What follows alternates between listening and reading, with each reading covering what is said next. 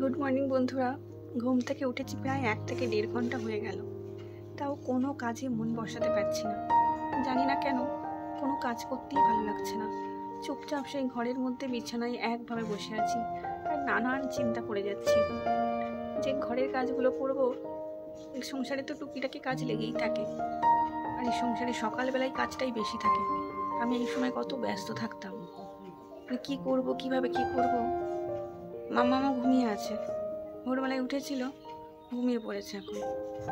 আর আমি যে কি করব বুঝতেই পারছি না, বসেই আছি একভাবে। এই যে বলতে বলতে মামা উঠে পড়েছে। মায়ের মন খারাপ করছে আর মামা ঘুমিয়ে থাকতে পারে? মামা শুনে উঠে পড়েছে, তাই না মামা? এই যে মামা, আমার সোনা মামা, আমার সোনা মামার জন্যই আমি তো একটুখানি হাসি খুশি থাকতে পারছি। ওর জন্যই কিন্তু মনটা ভরে যাচ্ছে। মানে যাই হোক, ঘরে ছোট বাচ্চা থাকলে না, দেখবেন দিনটা কিভাবে কেটে যায়। যতই মন খারাপ থাকুক না কেন, এরকম একটা বাচ্চা থাকলে সব ভুলে যাওয়া যায়।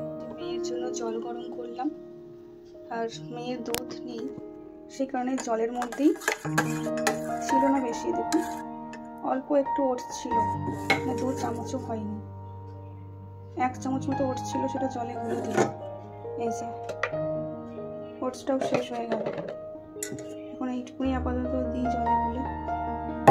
ওকে তো বাঁচাতে হবে, আমরা খাই না খাই, দেখি কি ব্যবস্থা হয়। গ্যাসটাও শেষ হয়ে গিয়েছে।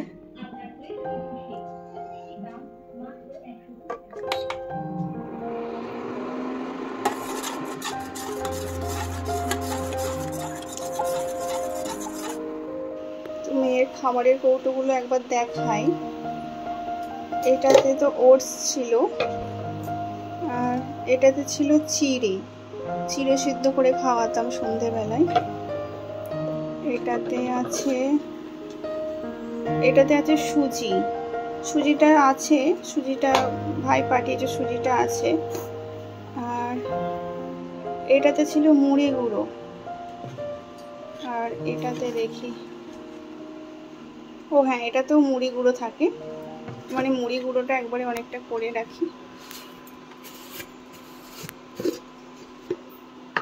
এটাতেও মুড়ি গুঁড়ো থাকে, এটাতে মুড়ি গুঁড়ো এখন বাড়ন্ত, তো এটাতে অল্প পরিমাণ, তাও একবারও হবে না, একদম অল্প পরিমাণ।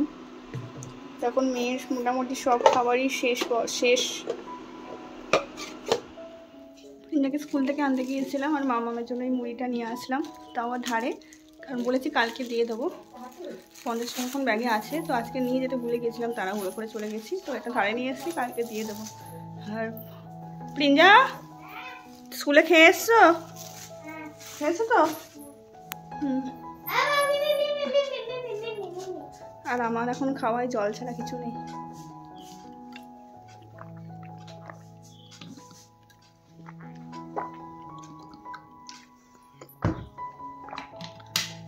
স্নানটা করে নিই, তারপর আবার এসে কথা বলবো। সকালবেলায় বাসি ঘরটা ঝাঁট দিয়ে নিয়েছিলাম, আর প্রত্যেক দিনের ঘরটা প্রত্যেক দিনই মুছে নিই, তবে এই কয়েকদিন না একদম ঘরটা মোছা হয়নি। তো আজকে ঘরটা মুছে নিচ্ছি। আজকে হচ্ছে মঙ্গলবার, আর মা সকালবেলায় পুজো করেছে। আমি স্নানটা করে ভাবছি হনুমান চল্লিশা পড়বো, আর যদি সন্ধেবেলায় পারি ভাবছি একটুখানি হনুমানজির মন্দিরে যাব একটু পুজো দিতে।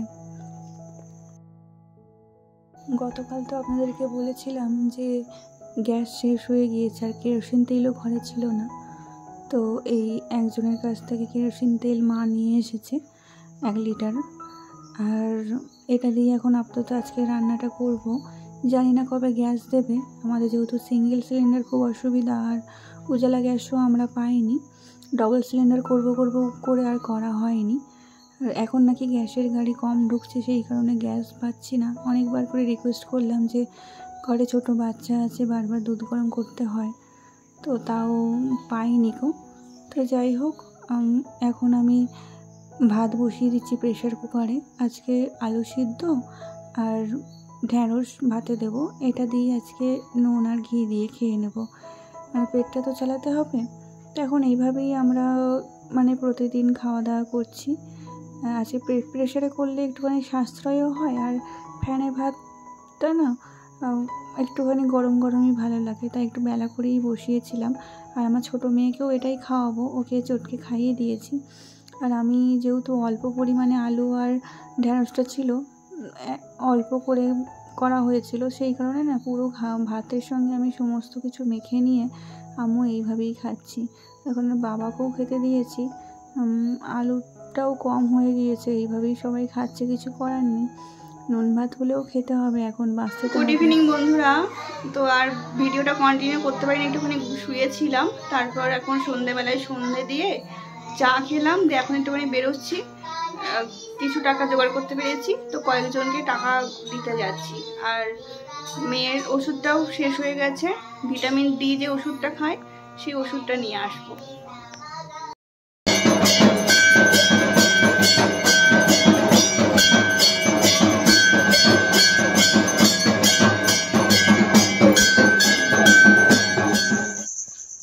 রাত্রেও হচ্ছে আলু ভাতে ভাত হয়েছে, ঘি দিয়ে খেয়ে নেবো।